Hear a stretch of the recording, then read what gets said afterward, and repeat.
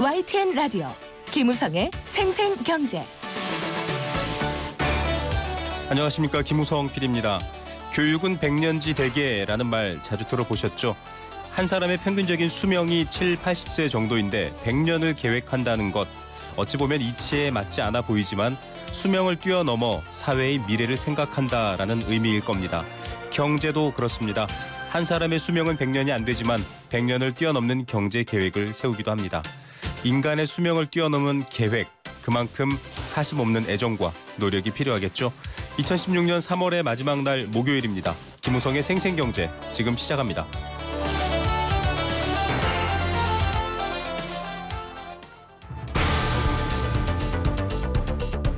이 시각 주요 경제 뉴스 브리핑. 네, 오후 3시에 만나는 주요 경제 뉴스입니다. 기업의 생산과 수출이 호전되고 있습니다. 심리도 조금 좋아진다라고 하지만 여전히 내수는 얼어붙어 있는 것으로 조사됐습니다. 연봉이 10억이 넘는 전문 경영인 숫자가 50여 명을 넘고 있습니다. 또 1인당 평균 연봉이 높은 곳도 발표가 됐습니다. 잠시 후 관련 내용 전해드립니다. 비즈니스워치 김춘동 기자 연결합니다. 김 기자님 안녕하십니까? 네, 안녕하세요. 제조업 생산이 큰 폭으로 반등했다고요? 네, 그 통계청이 오늘 지난달 산업활동 동향 자료를 발표를 했는데요. 제조업 생산이 전월보다 3.4% 늘면서 그 2009년 5월 이후에 6년 5개월 만에 가장 큰 폭으로 늘었습니다. 특히 스마트폰 신제품 출시 등에 힘입어서 이 반도체 부문이 호조를 보였습니다. 네. 이 수출 부진도 좀 완화가 되고 있는데 이 수출은 작년 12월부터 3개월 연속으로 이 두 자릿수 감소세를 이어왔는데 이번 달은 일단 지금까지만 보면 감소폭이 일단 한 자리로 줄어들었습니다.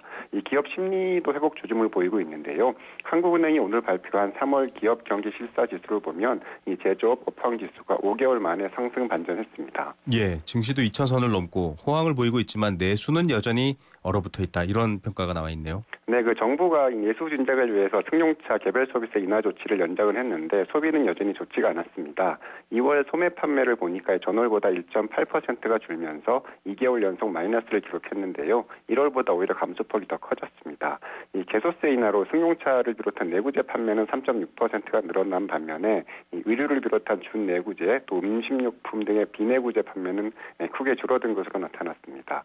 서비스업 생산 증가율도 0.3%에 그쳤고요. 현재 경기 상황을 보여주는 경기 동행지수 또 앞으로의 경기 국면을 예고하는 경기 선행지수 순환 변동치도 모두 하향 곡선을 그렸습니다. 예, 내수는 조금 얼어붙어 가고 있는 상황인데 지표가 이렇게 엇갈리고 있는데 앞으로 경제 상황 어떻게 되는 걸까요? 네, 그 2월 들어 이제 일부 경제시 지표가 개선되고 있는 건 일단 청신호인데요. 전체적으로는 여전히 경기 둔화 추세에 있습니다. 특히 소비와 투자 등의 내수 부진의 골이 지금 계속 깊어지고 있는데 결국 내수가 얼마나 살아나느냐가 앞으로의 경기 흐름을 좌우할 것으로 보입니다.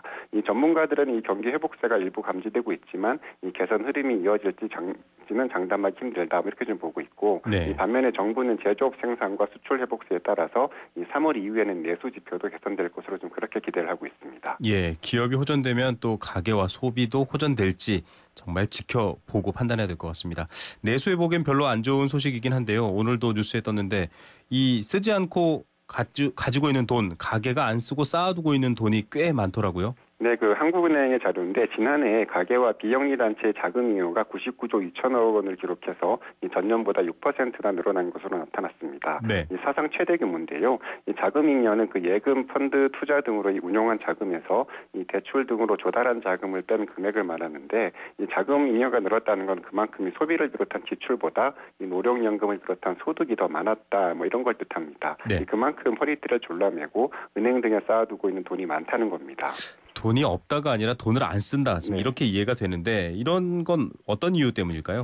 아무래도 그 미래에 대한 불안감이 좀 가장 크다고 할 수 있는데요. 기본적으로 좀 경제 상황이 좋지 않으니까 일단 아끼고 보자는 심리가 강하고요. 또 여기에다 이 막대한 대출에 따른 원리금 상환 부담, 또 노후에 대한 걱정 등으로 이 허리띠를 좀 졸라매고 있는 것으로 풀이가 됩니다. 네. 실제로 지난해 가처분 소득에서 이 소비 지출이 차지하는 비중을 나타내는 이 가계의 평균 소비 성향을 보니까 71.9%에 그쳐서 통계 작성 가능성 위에 좀 가장 낮은 수준으로 떨어진 상태입니다. 예, 돈을 안 쓰면 내수가 또 더 안 좋아지는데 이 두려운 심리의 근원이 뭘까? 좀 정책 당국자들도 생각해봐야 할 것 같습니다.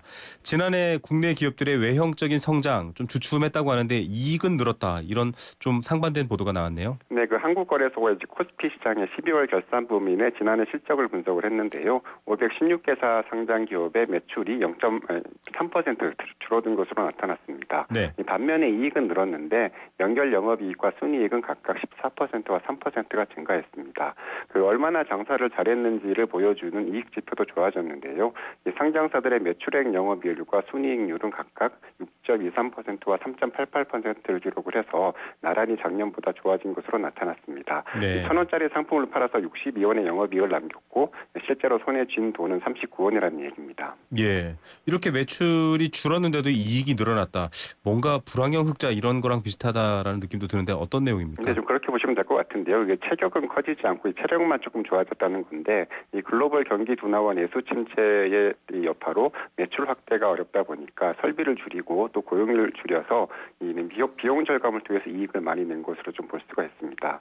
기업들 역시 가게처럼 허리띠를 더 졸라매면서 이 마련 수건을 좀 쥐어짜고 있다는 건데요. 네. 이 매출이 줄어든 건 성장이 그쳤다는 얘기인데 그래서 일부에서는 이 저성장에 따른 피해가 좀 심해지고 있는 게 아니냐 이런 분석도 좀 나오고 있습니다. 예, 체격은 안 크는데 체력만 좋아진 상황. 뭔가 예전에 가난한 시절도 떠오릅니다. 연봉 10억 원이 넘는 상장사 전문 경영인 50여 명 가까이 된다고요? 네, 주요 상장 기업들의 사업 보고서에 따르면 지난해 10억 원 이상 연봉을 받은 전문 경영인은 모두 51명에 달했습니다. 금융권이 10명으로 가장 많았고요. 반도체와 디스플레이 등의 전자업종이 9명으로 뒤를 이었습니다. 최고 연봉은 삼성전자 반도체를 총괄하는 권호연 삼성전자 부회장이었는데 연봉 총액이 무려 149억 5천만 원에 달했습니다. 네. 권 부회장은 지난해 이 반도체 사업의 사상 최대 영업이익을 기록한 이 공로를 인정받아서 1년 만에 연봉이 무려 56억 원이 늘었다고 합니다. 자, 이 연봉 뭐 들으면 감이 안 오는 숫자이긴 합니다. 그런데 이제 오너 경영인 이른바 이 기업주들의 연봉은 공개되지 않았네요. 네, 그 연봉 공개를 꺼린 오너 경영인 상당수가 이 등기이사의 이름을 올리지 않아서 공개 대상에서는 빠진 건데요. 10대 그룹 오너 총수 가운데서 연봉을 공개한 이 중에서 가장 높은 건 정몽구 현대자동차 회장이었는데 이 98억 원을 받은 것으로 나타났습니다. 네. 이 자본시장법 개정에 따라서 2018년부터는 이 등기 임원이 되지 않은 임원이라도 1년 연봉이 상위 5위 안에 들면 이제 연봉을 공시하도록 그렇게 좀 법이 바뀌었습니다. 네. 10대 주주 그룹 가운데 공개해야 되는 연봉 5억 원 이상이 등기이사, 정몽구, 구본무, 신동빈, 허창수 이런 분들이 올라 있군요. 직원 연봉은 어떻습니까? 네, 이 코스닥 상장 투자 회사인 그 에이티넘 인베스트라는 데가 있는데 여기가 카카오를 제치고 이 지난해 직원 1인당 평균 연봉 순위 1위에 올랐습니다. 네. 에이티넘 인베스트먼트는 지난해 1인당 평균 연봉이 1억 3,400만 원에 달했는데요. 이 직원 수가 작년 말 기준으로 17명에 불과한 소규모 창업 벤처 투자 회사라고 합니다. 이 다음 커뮤니케이션과 합병한 카카오는 지난해 평균 연봉이 1억 3,200만 원으로 조금 떨어지면서 전년도 1위에서 2위로 밀려났고요. 그 밖에 금융권에서는 KTB 투자증권, 메리츠 종금증권, KB금융제주, 신한금융제주 등이 평균 연봉이 1억 원을 넘었고요. 네. 일반 제조기업 중에서는 대한유와 삼성전자, SK텔레콤 등의 직원 평균 연봉이 1억 원을 웃도는 것으로 나타났습니다. 예. 이 연봉만큼 내수가 좀 살아났으면 하는 바람 다시 한번 가져봅니다. 오늘 뉴스 여기까지 듣겠습니다. 감사합니다. 네, 감사합니다. 네, 비즈니스워치의 김춘동 기자였습니다. 가장 빠른 증시 분석. 오늘의 증시 분석. 네, 오늘의 증시 상황 알아보겠습니다. 유안타증권 설릉역지점 박진희 부장 연결합니다. 안녕하십니까? 네, 안녕하세요. 자, 증시에 대한 기대감이 어제 오늘 또 계속 이어지고 있는데요. 기업 활동은 좀 호전됐다 이런 뉴스도 앞서 말씀드렸는데 오늘은 어떤 상황이었습니까? 네, 오늘 종합주가지수 1995.85, 마이너스 6.29포인트, 코스닥 시장은 688.38, 마이너스 2.75포인트에 마감을 했습니다. 역시 2000대의 벽은 상당히 좀 크다라는 생각을 다시 한번 한 하루였는데요. 오늘 3월 말, 또 분기 말이다 보니까 여러 가지 드레시성 물량들이 좀 들락거리면서 종목들의 좀 등락이 좀 심했던 그런 모습이었었는데요. 오늘 가장 큰 중요한 변수는 일단 환율이었었습니다. 환율이 지금 현재 7원 30점 빠진 1143.50으로 마무리가 되고 있는데요. 일단 외국인들이 환율이 1150원대 안쪽으로 진입을 하게 되면은 차익 실현 욕구가 커진다라고 계속 방송을 통해서 말씀을 드렸었는데요. 오늘 외국인들의 거침없는 매도세가 시장을 압박을 했습니다. 일단 코스피 시장에서 벌써 2,100억대의 매도를 한 모습이고요. 코스닥 시장도 200억대 넘는 매도를 보였습니다. 장중에 선물도 상당한 5천 계약 이상의 매도였었습니다만은 마지막에 3천 계약대까지 좀 줄이기는 했습니다만은 오늘 기관과 개인이 방어하지 않았다 상당폭 지수가 많이 낙폭이 커지 않았을까 생각이 됩니다. 예, 이 외국인들의 매수 매도가 이 증시를 휘어잡는데 늘 환율이 눈에 걸리는군요. 종목이랑 업종별로는 조금 눈여겨볼 만한 상황이 있습니까? 네, 오늘 사실 삼성전자 쪽으로 1,000억대가 넘는 매도세가 장 초반부터 중후반까지 계속적으로 좀 이어졌습니다. 삼성전자도 좀 매물 압박에 시달렸습니다만은 장 막판에 좀 기관의 방어성 매수세와 함께 약간 상승하면서 마감을 한 모습이고요. 전체적으로 그동안 민감주들, 경기 민감주들이라고 할 수 있겠죠. 섹터주들이 상당히 좀 시장을 주도했었다라면 해당 종목들로 고르게 좀 매물이 압박을 받는 모습이 오늘 나타났고요. 특징적으로는 제약 바이오 섹터주들의 좀 약세가 좀 줄어지는 모습이 나왔고 그룹사들로서는 오늘은 본다라면 그동안 좀 약세를 좀 보여왔었던 하나그룹의 하나테크이라든지 LS그룹의 LS산전 이런 개별형 중형급의 종목들이 좀 급등을 했다는 점 좀 시장의 특징일 수 있을 것 같고요. 그동안 구조조정을 지속해 왔었던 주상그룹주들이 오늘도 좀 강세를 보이면서 시장에서 좀 부각되었던 하루였었습니다. 예, 자 2,000선을 넘어서 수납할까라는 관심이 있는데 4월 증시 이제 앞두고 있는데 어떻게 전망하십니까? 네, 아마 모든 분들이 과거의 학습 효과로서 아마 느끼실 수 있을 것 같습니다. 우리나라의 지수가 2,000대에 안착하기 위해서는 뭔가 큰 빅 모멘텀이 있어야 되는데 그런 부분들이 없다는 게 상당히 좀 많이 아쉬운 부분이 될 수 있을 것 같고요. 4월 들어서는 다시 또 실적 발표 시즌에 접어들기 때문에 실적 발표에 따른 종목별 등락이 상당히 좀 많이 엇갈릴 수 있겠고요.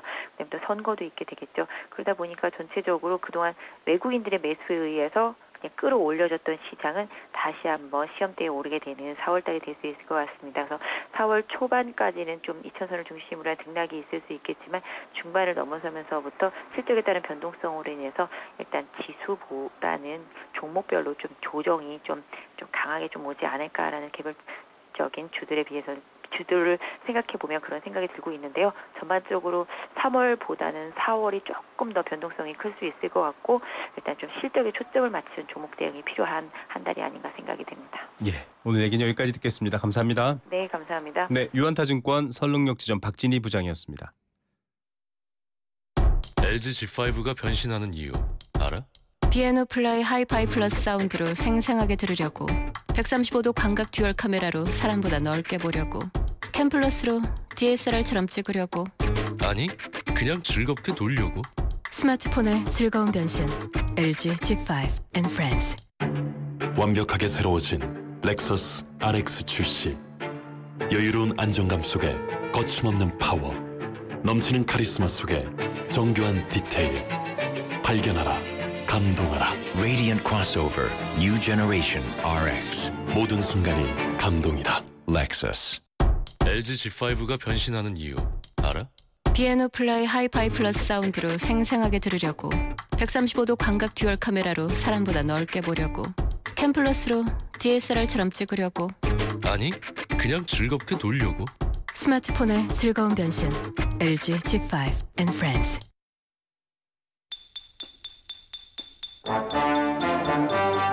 경제 탐구 생활. 네, 생생경제 1부 포스코와 함께했습니다. 1부 마치면서 퀴즈, 선물, 상식 함께하는 경제 탐구 생활입니다.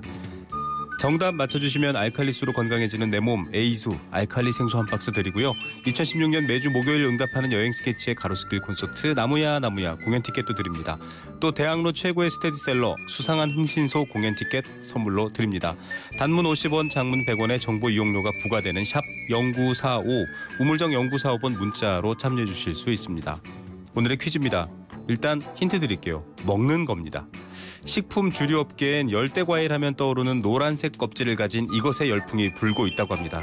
여기서 벌써 정답 다 맞춰주셨을 것 같은데요. 하얀 크림 대신 마시멜로우 대신 이것을 넣은 초코빵 품귀 현상이 일어나고 있고요. 이것을 이용한 막걸리, 푸딩 이런 디저트에도 다양한 형태로 판매되고 있습니다. 이처럼 이 과일이 인기를 모으는 이유는 20, 30대가 즐겨 찾는 대표 과일인데다가 원재료 가격도 하락했기 때문이라고 합니다. 자, 정답 뭘까요? 아직도 정답 모르시는 분들을 위해 마지막 힌트 드립니다. 원숭이. 정답 보내주시기 바랍니다.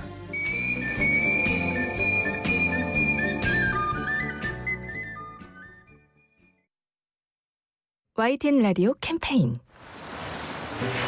물 없는 한라산, 물 없는 제주 바다를 상상할 수 있나요? 제주의 아름다운 자연과 풍경은 깨끗하고 건강한 물이 있기에 가능합니다.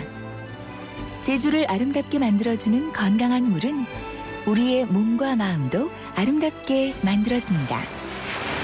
건강한 몸과 마음을 지키는 이유. 아름다운 물을 사랑하고 지키는 일에서부터 시작됩니다. YTN 라디오 아름다운 물 캠페인은 광동제약과 제주특별자치도 개발공사와 함께합니다.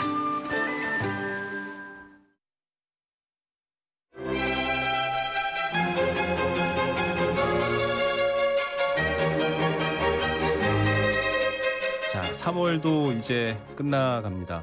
중점진단 이번 주에도 역시 연세대학교 경제대학원 김정호 특임교수 모시고 한국 경제의 위기, 희망, 가능성에 대한 이야기들 나눠보겠습니다.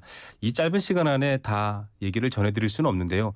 가장 핵심적인 메시지 하나만 담아가시더라도 경제를 바라보고 또 경제 위기를 함께 이겨내는 힘이 되지 않을까, 이런 바람으로 이 시간 준비했습니다. 교수님 안녕하십니까? 네, 안녕하세요. 예, 이게 상암동 스튜디오에 경제 원로분들 모시면 참 죄송스러운 느낌도 듭니다. 다들 바쁘신데요. 네. 이 스튜디오에 오라고 해서 또 얘기하시라고 하는 게 좀 힘들지 않을까 이런 생각도 듭니다. 불러주시니 영광이죠. 예.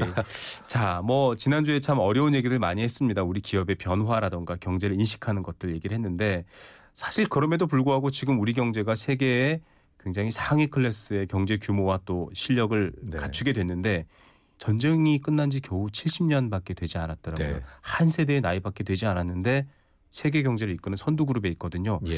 이런 장점을 알아야 또 위기도 극복할 수 있을 것 같습니다. 네, 그렇습니다. 교수님께서 판단하시는 한국 경제의 원동력, 힘 뭐라고 생각하십니까? 전 두 가지로 보고 싶습니다. 첫째는 우리나라는 경제 개발을 시작하자마자 세계로 나갔어요. 네.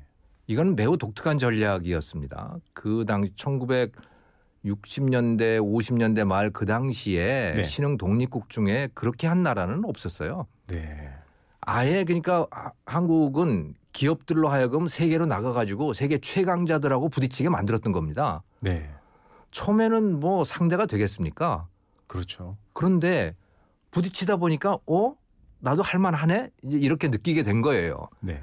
그리고 그 세계 최선진 기업들로부터 한국 기업들이 배운 거예요. 네. 또 그 나라, 그러니까 외국 선진국의 근로자들로부터 한국 근로자들이 일하는 방법을 배운 겁니다. 네. 그리고 뛰어넘은 겁니다.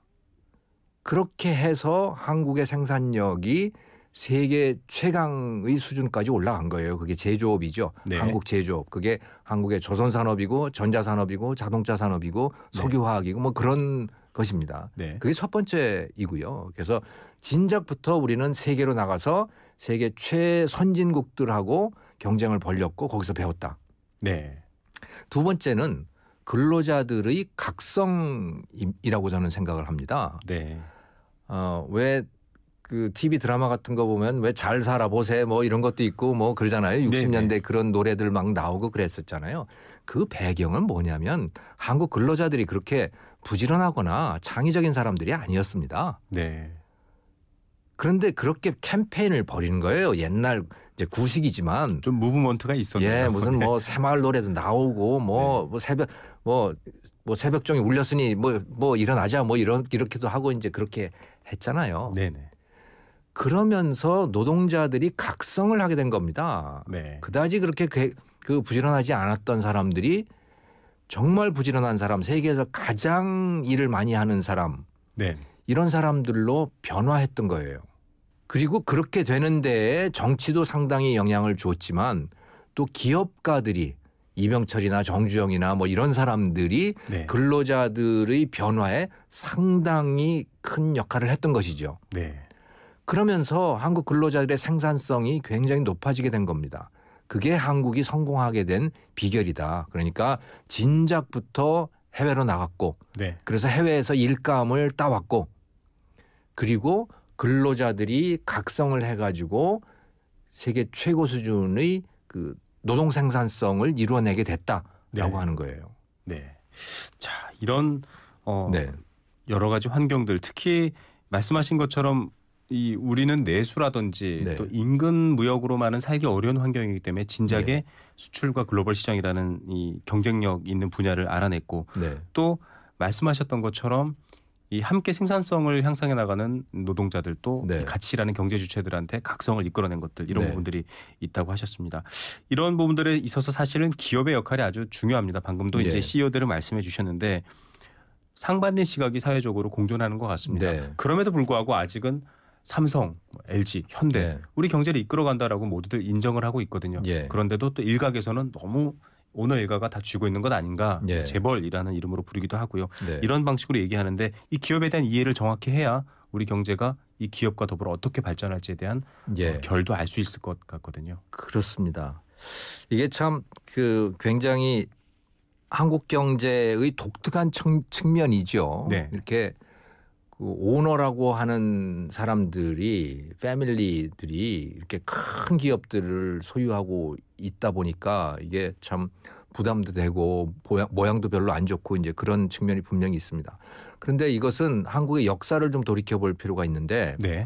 한국은 굉장히 독특한 경제 발전 전략을 택했어요. 특히 네. 박정희 대통령이라고 하는 사람이 그렇게 했거든요.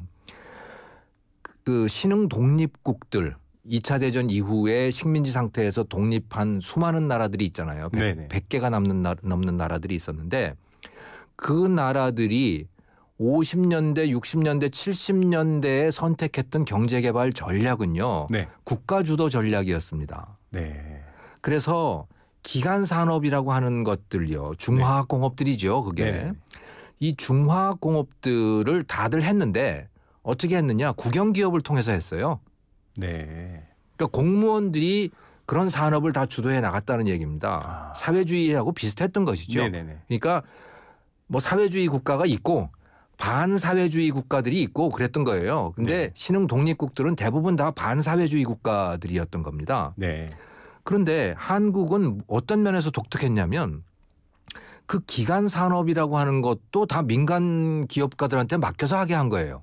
네. 다른 국가들하고 좀 다른 전략을 취했네요. 굉장히 다른 거죠. 네. 다른 국가들은 그걸 공무원들이 했던 거예요. 네네. 그러니까 뭐 정경유착 이런 얘기도 없던 겁니다. 왜냐하면 국가에서 그냥 정치이니까 그냥 그게. 네네. 그런데 한국은 그걸 경제로 준 거예요. 네. 그러다 보니까 정치와 경제가 섞이게 돼버린 것이죠. 네. 그래서 정경유착이 나타나게 됐던 겁니다. 네네. 그런데 한국은 성공을 한 겁니다. 그걸 가지고. 그렇죠. 한국의 기업가들은 다른 신흥 독립국가에서 공무원들이 했던 그 일을 한국에서는 기업가들이 맡아서 함으로 인해 가지고 그것을 수출 산업으로 성공을 시켜버린 거예요. 네. 자, 그러다 보니까 그게 기간 산업이잖아요. 굉장히 규모가 큰 산업인 겁니다. 네네. 그거는 사실은 우리나라 재헌 헌법을 보면 그런 산업들은 다 국유화를 하게 돼 있었어요. 아, 재헌헌법에서는 아예 국가가 하도록 되어 있었고요. 예, 그게 그리고 모든 신흥 독립국들의 기본적인 그 정책 방향. 기조였던 네. 것입니다. 근데 한국은 거기서 튀어나온 거예요. 네. 거기서 일탈을 한 것이죠. 광고만 봐도요. 이렇게 네. 백사장이 있는 항공사진을 보여주면서 여기 제철소 짓겠다. 예. 국가가 아니라 기업가가 그렇게 하는 게 광고로도 나오고 있잖아요. 한국은 그 포항제철조차도 네네. 사실은 기업가에게 줬던 겁니다. 네. 그 박태준이라고 하는 사람이 그렇죠. 했던 그 역할을 보면 공무원이 아니었어요. 네. 박정희 대통령도 박태준에게 그러니까 다른 정치인들이 포항제철을 못 건드리게 했잖아요. 네네. 못 건드리게 했던 이유는 기업처럼 하라고 하는 얘기였습니다. 그게. 네. 네. 자, 그러다 보니까 이게 이제 세계적인 수출 산업으로 큰 거예요. 그런데 그 산업들이 한국의 5천만이라고 하는 5천만 인구를 갖고 있는 이 경제에 비추어 보면 너무 큰 겁니다. 아. 중국이라든가 미국이라든가 브라질이라든가 이런 데 정도 됐으면 안 그랬을 거예요. 뭐 인구 규모도 어마어마하고 땅도 네. 크니까요. 근데 한국은 작은 나라잖아요. 네네. 뭐 싱가포르나 이런 데보다는 크지만 네. 그래도 작은 나라예요. 그 작은 나라에 비추어 봤을 때 이 기업들이 너무 큰 거예요. 왜냐하면 네. 그건 세계적이니까. 그런데 한국의 인구라든가 이런 건 세계적이라고 할 수가 없잖아요. 영토라든가. 네네. 그러니까 이제 이게 버거워진 거죠. 그래서 계속 삐걱거리는 겁니다. 이 네. 발단은 그렇게 된 거예요. 이게. 네. 네. 자, 이게 어떻게 보면 좀 선진적으로 우리가 경제 영역을 키우고 또 그로 네. 인해서 어쩔 수 없이 좀 부작용들도 있었다. 그러나 네. 지금 와서 보면은 어떤 면에서는 경쟁 관계에 있었던 신흥 독립국들에 비해서는 우리가 굉장히 성공했다. 이렇게 좀 볼 수 있는 면도 있을 것 같습니다. 그렇죠. 뭐 이거를 딜레마라고 불러야 되나요? 뭐 네. 아무튼 좋기도 하고 나쁘기도 한 그런 측면인 또 것입니다. 미래적인 측면에서는 말씀하셨던 지난주에 말씀하셨던 그 네. 글로벌 스탠더드처럼 네. 조금은 이제 기업 구조라든지 의사소통도 개편해 나가고 예. 좀 발전해 나가면 달라지지 않을까 뭐 그런 예. 생각이 있습니다. 근데 저는 이제 과거에 지난 한 50년간 우리가 그런 전략으로 이제 성장을 했잖아요. 성공을 네네. 거두었고 그러면 지금은 어떻게 해야 될까? 지금은 그렇게 되지 않은 분야들이 그 6대 주력 업종처럼 돼야 하는 겁니다. 네. 그들을 끌어내리려고 해서는 안 되는 것이고 네. 나머지 분야들이 그렇게 돼야 하는 거예요. 클 수 있도록. 그러면 네. 나머지 분야는 어딜까? 네. 대표적인 게 농업이죠. 아. 농업 지금 생각을 해보면 우리나라 농촌의 농민들의 평균 연령이 지금 67세인가 뭐 아무튼 그렇게 되어 굉장히 있습니다. 고령화돼 있습니다.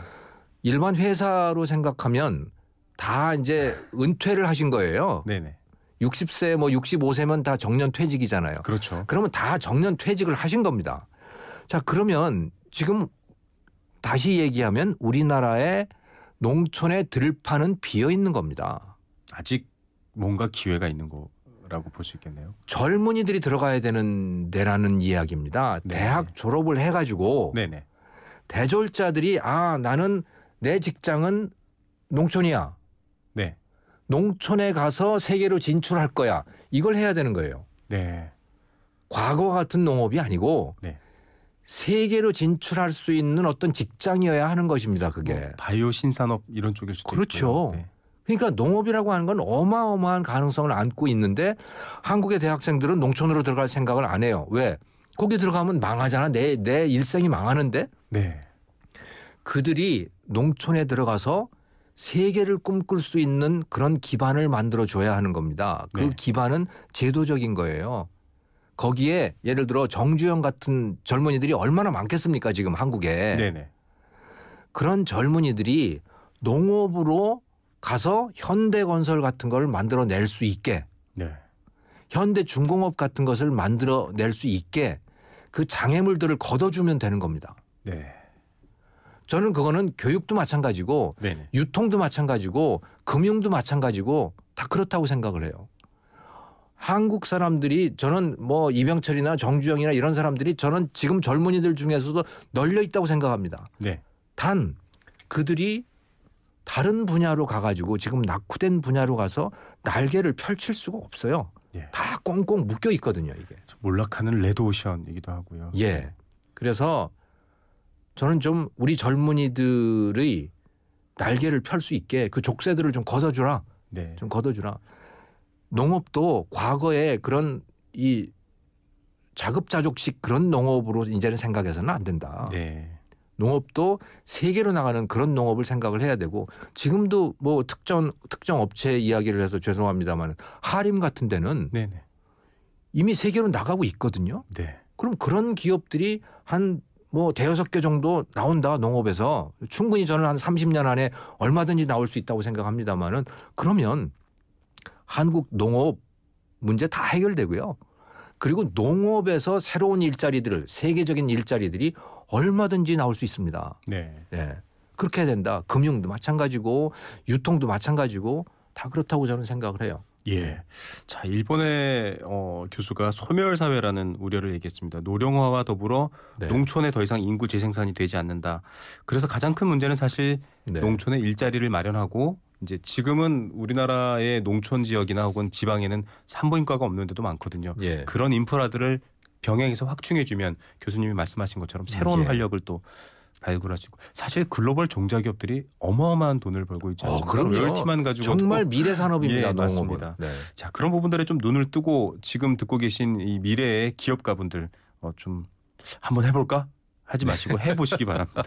저는 자, 정말 농업 강추합니다. 예. 네. 자, 교수님께서 이렇게 얘기해 주셨는데 사실은 이런 것들이 가능하게 하는 것들은 교육의 힘, 네. 또 성장에 대한 동기부여들입니다. 네. 과거에도 뭐 이렇게 작은 나라에서 많은 사람들이 대학에 가나라는 얘기를 예. 어른들도 하신 적이 있는데요. 요즘은 또 그 상황이 굉장히 안 좋아지기도 했습니다. 뭐 흑수저 논란, 또 젊은이들의 헬조선 논란 이런 얘기들도 하고 있습니다. 뭐 네. 논란이 아니라 젊은이들은 아니 우리 입장에서는 헬조선이다 정말 취직도 네. 안 되고 아무것도 안 되고 예. 실업과 신용 불량이 합쳐져서 네. 실신세대 이런 네. 얘기까지도 나오고 있더라고요. 그런데도 불구하고 사실 교육에는 가능성과 힘이 있지 않습니까? 네. 좀 아울러서 말씀해 주시죠. 사실 저도 대학에서 가르치는 사람의 입장으로서 참 민망하고 송구스럽고 그렇습니다. 네. 저보고 당신은 도대체 당신 제자들이 세상에 나가서 사는데 필요한 걸 가르치고 있어? 라고 얘기를 하면 주춤해요.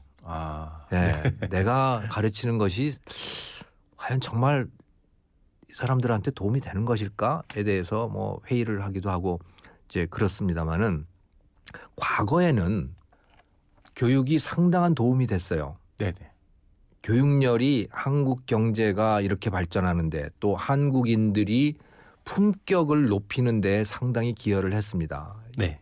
가장 대표적인 게 셈하는 능력, 네. 또 외국어, 그렇죠. 또 읽고 쓰기는 뭐 말할 것도 없고 네. 또 규율을 익히는 게 굉장히 중요하거든요. 네. 또 공손함 이런 것들을 익히는데 한국의 교육이라고 하는 게 굉장한 역할을 했지요. 지금은 어떨까?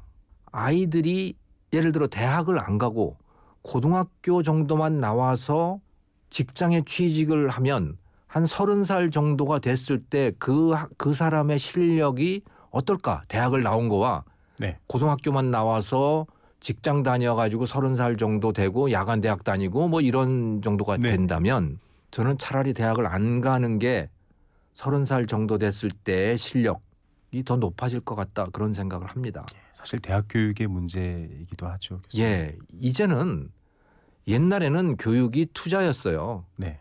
그래서 교육을 받으면 사람들이 더 번듯해지고 뭐 생산성도 높아지고 교양도 더 생기고 그랬어요. 네. 그런데 지금 대학 교육을 받으면 그렇게 될까? 저는 아닌 것 같아요. 오히려 불만만 더 커지고. 대학의 네. 모든 교육들이 사실은 모든이라고 말씀드리면 어폐가 있겠지만 취업이라는 단일 목표로 다들 내달리고 있거든요. 그런 예. 부분들도. 근데 사실은 취업 교육을 어떻게 시키는 거지? 그것도 잘 모르겠어요. 네. 취업 교육이라고 하는 게 도대체 뭘까? 네. 뭐 영어를 잘하게 하는 정도는 분명히 효과가 있지만 나머지 취업 교육이라고 하는 건 별로 취업에 도움도 안 됩니다. 그 사람들이 교수님이 이렇게 말씀하시면 예. 젊은이들이 더 함담할 것 같습니다. 그렇죠. 근데 네. 그게 현실이라고 하는 거예요. 네. 그게 우리의 현실이다라는 겁니다. 그러면 뭐가 필요한데 네. 그냥 현장이 정말 현장이 필요한 것이다. 네. 라는 거예요. 그냥 공자왈 맹자왈 하듯이 한국의 대학 수준이 지금 그렇게 가고 있다. 네. 그래서 그건 정말 걱정스러운 일이죠. 한국의 대학이 조금 더 실용적으로 가야 된다라고 네. 저는 생각을 하고요. 예. 그래서 저는 뭐 저를 포함한 대학 교수님들의 각성이 분명히 있어야 된다. 그리고 학생들도 다시 생각해 봐야 된다. 내가 대학을 왜 가지? 대학 안 가면 창피하니까 가는 거야? 아니면 대학 가서 뭔가를 배우기 위해서 가는 거야? 네. 그러면 대학 안 가면 교양이 떨어질까? 또는 내가 직장 다니는데 뭐가 지장이 있을까? 그거 한번 저는 좀 심각하게 반성을 해봐야 된다고 생각합니다. 예. 맞습니다. 어떤 목적에 대한 뚜렷함보다는 자꾸 자격 획득에만 좀 얘기하는 것들, 뭐 사회적 시선도 있을 거고요. 자, 이런 문제들을 사실 좀 극복해야 되는데 교수님께서 말씀하신 것들 중에 이제 가장 좀 특이했던 부분이란다면 바로 현장에 답이 있다라고 하신 말씀인데요. 예. 독일 사례를 보면은 이 이른바 이 마이스터고 기술계 네. 고등학교를 나와서 자동차 회사 취직하면 지금 우리나라 대기업 이 사무직 사원 못지않게 월급을 벌고 살 수 있거든요. 근데 하지만 그렇습니다. 우리나라에서는 현실적으로 실업계 고등학교를 나와서 공장에 취직하면 굉장히 어렵지 않습니까? 이런 부분들에 대한 사회적 변화도 있어야겠죠. 사실은 저는 그것도 그 상당한 오해라고 생각을 하는데요. 네네. 지금 한국의 조선 산업이 굉장히 어려워져 있지만 지금까지를 놓고 보면 네. 거기 고졸 출신들 굉장히 많습니다. 맞습니다. 조선소에. 네. 그러니까 고등학교 공고 나와가지고 조선기업의 현대중공업이나 뭐 이런데 한 20년, 30년 일하면 네. 그들의 연봉이 어땠을까요? 어떨까요? 높죠. 네. 사실은 우리가 지금 뭔가를 잘못 보고 있는 거예요. 네. 과거에도 고졸 출신이 굉장히 연봉이 높았어요. 네. 그러니까 연봉이 낮다고 생각하는 거는 고등학교 들어가는, 그러니까 누구는 대학 나와서 받는 연봉, 네. 누구는 고등학교 나와서 받는 연봉, 그걸 딱 비교하니까 그런데 초임을 비교하면 그렇지만. 초임을 비교하면 그런 것이죠. 네. 그런데 예를 들어 한 40살 정도 되면 어떻게 될까? 네. 똑같이 저는 별로 차이 없다고 생각합니다. 네. 예를 들어 상고 나와서 은행 들어간 사람들을 네. 보면 그 사람들이 결국은 중간에 하다가 다 야간대학교 다니고요. 네. 그래서 그 사람들이 대졸이 되고 한 40살 정도 되면 핸디캡이 없어요. 네. 네. 그러니까 고등학교 나와서 핸디캡이 있는지는 일생을 놓고 본다면 저는 뭐 그렇다고 생각지 않고요. 네. 저는 지금도 역시 마찬가지로 그렇다고 생각해요. 지금도 마이스터 고등학교 같은 데를 나오면 그러면 그 사람의 인생에 마이너스가 될까? 대학 나온 것보다 저는 아니라고 생각합니다. 예. 저는 그래서 좀 달리 생각해야 된다. 그리고 그냥 아무 대학이든 뭐 무슨 학과든 무조건 대학을 가야 된다라는 생각을 이제 우리도 좀 버릴 필요가 있다. 좀 실용적으로 좀 바뀔 필요가 있고 부모들부터 저는 바뀌어야 된다고 생각합니다. 예, 맞습니다. 자, 실질적인 삶의 어떤 행복을 두고 봤을 때 과연 말씀하신 것처럼 불필요한 어떤 네. 오해를 좀 버려야 될 필요가 있다 이런 얘기도 와닿고요. 자, 오늘 아쉽지만 이렇게 또 여러 가지 가능성을 엿보는데도 시간이 부족한데요. 교수님 네. 한 주 더 모시고 저희가 관련된 얘기 들어보면서 다음 주에는 좀 전반적인 문제 또 한국을 둘러싼 여러 가지 문제들을 짚어보면서 마무리하도록 하겠습니다. 교수님 오늘 말씀 감사드립니다. 네, 감사합니다. 네.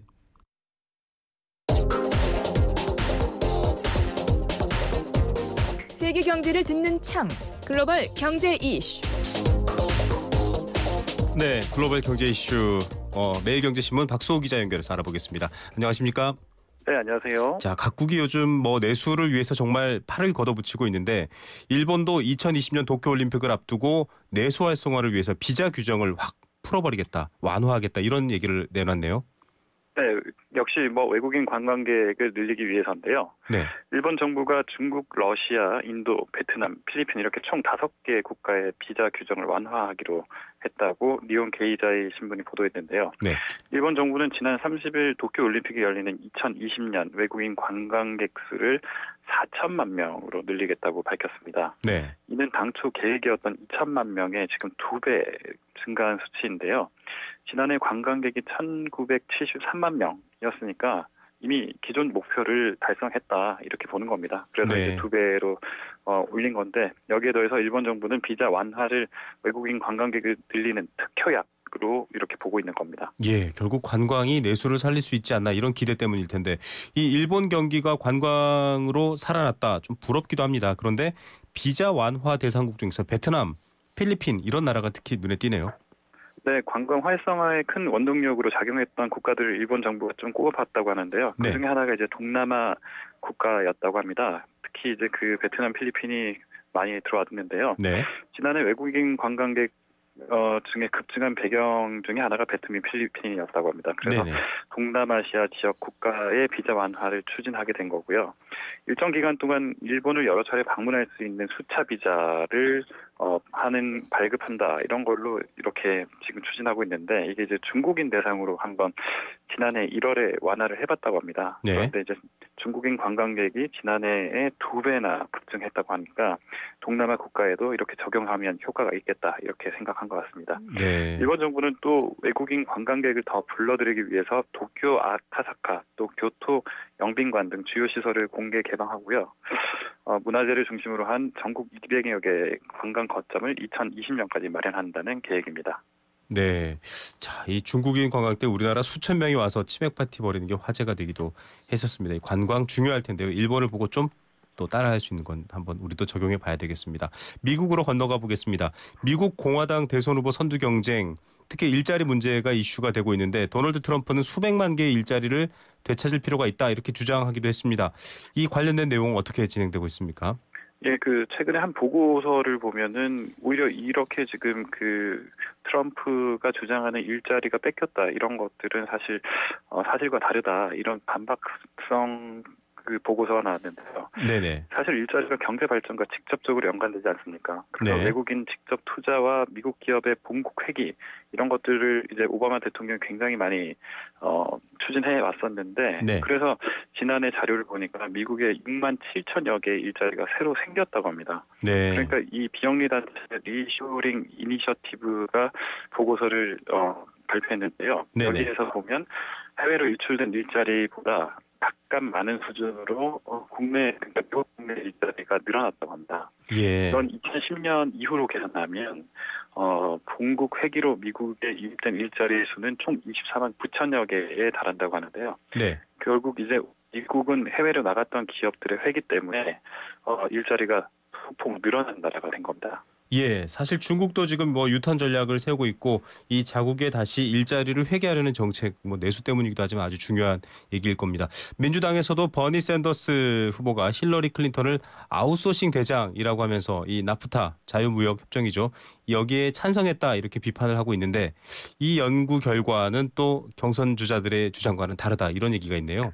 네, 그렇습니다. 그것도 역시 좀 크루즈 후보나 아니면 공화당 후보들이 이야기하는 일자리가 부족해졌다. 이번 정권 들어서 일자리가 부족해졌다. 이런 내용을 좀 뒷받침하는 내용이라고 봤었는데요. 네네. 실제로는 제조업 일자리 역시 지난 5년 새 90만 개 가까이 늘었다고 합니다. 그러니까 네.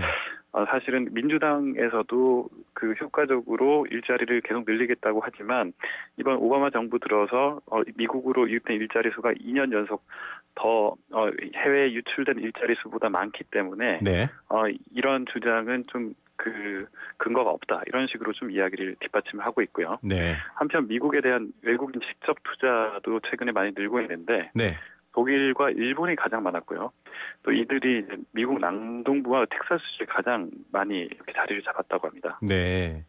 자, 이 대부분의 일자리 돌아온 것들 보면 중국에 있다가 온 것들이 또 꽤 많다 이런 분석도 나와 있네요. 자, 올림픽 개막을 앞둔 브라질 리우데자네이루주 경제 위기 때문에 골치를 썩힌다. 여러 가지 사회 혼란이 좀 많은데 경제 위기까지 있군요. 네, 지금 브라질이 굉장히 좀 지카 바이러스나 이런 걸로 좀 혼란이 많은데요. 네. 이 리우데자네이루시가 이제 주지사도 지금 대행 상태라고 합니다. 네. 최근에 올림픽 개막을 앞두고 주지사 대행이 지금 주의 경제가 비극적인 상황이라고 이야기하면서 상당히 우려를 나타냈습니다. 네. 그래서 주지사 대행은 바닥난 자금을 보충하기 위해서 부동산 매각을 제안하기도 했고요. 네. 또 현재 언론과 인터뷰에서 내 평생 정치 경력을 통해서 이렇게 참담한 경우는 처음 본다라고 이야기하기도 했습니다. 올림픽이 불과 얼마 안 남은 걸로 알고 있습니다. 그런데도 이제 이런 평생 정치 경력을 통해서 참담하다. 이 81살의 주지사 대행이 이런 말을 했다고 하는데 올림픽 바로 코앞으로 다가와 있죠? 예, 그렇습니다. 8월 5일부터 21일까지 하계 올림픽을 치르게 되는데요.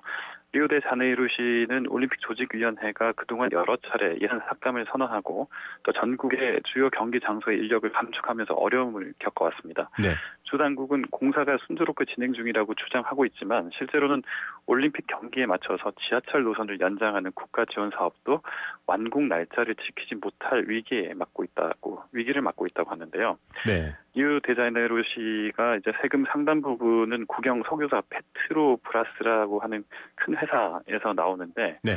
이 회사가 지금 현재 대형 비리 사건에 휘말려 있어서 돈 나올 구멍이 없고요. 또 이 회사도 저유가 때문에 또 자산 가치가 102억 달러나 감소해서 분기별 최악을 기록한 상태입니다. 네, 저유가 때문에 브라질뿐만 아니라 러시아까지 이런 어려움을 겪고 있는데 그렇다면 이 올림픽에 대한 대안도 좀 필요할 것 같습니다.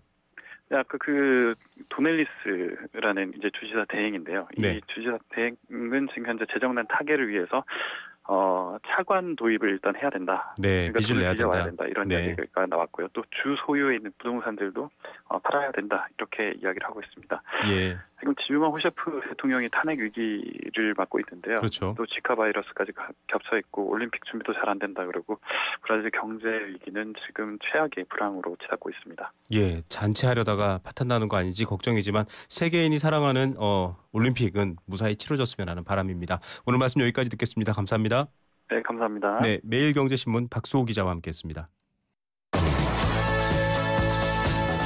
네, 생생경제, 포스코, 모든 사람이 꿈꾸는 내일 롯데건설과 함께했습니다. 오늘도 많은 분들 참여해 주셨는데 정답 쉬웠죠? 바나나였습니다. 바나나. 4775님 뜬금없이 망고 먹고 싶어요. 매일 듣고 배우고 있습니다. 감사합니다. 라고 하셨네요. 예, 바나나, 망고 무슨 관계일까요?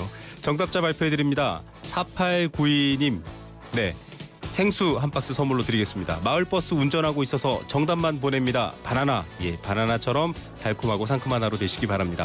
7253님 연극 티켓 선물로 드립니다. 정답은 바나나입니다. 제가 청과업계에서 10여 년 동안 종업원으로 근무했는데요.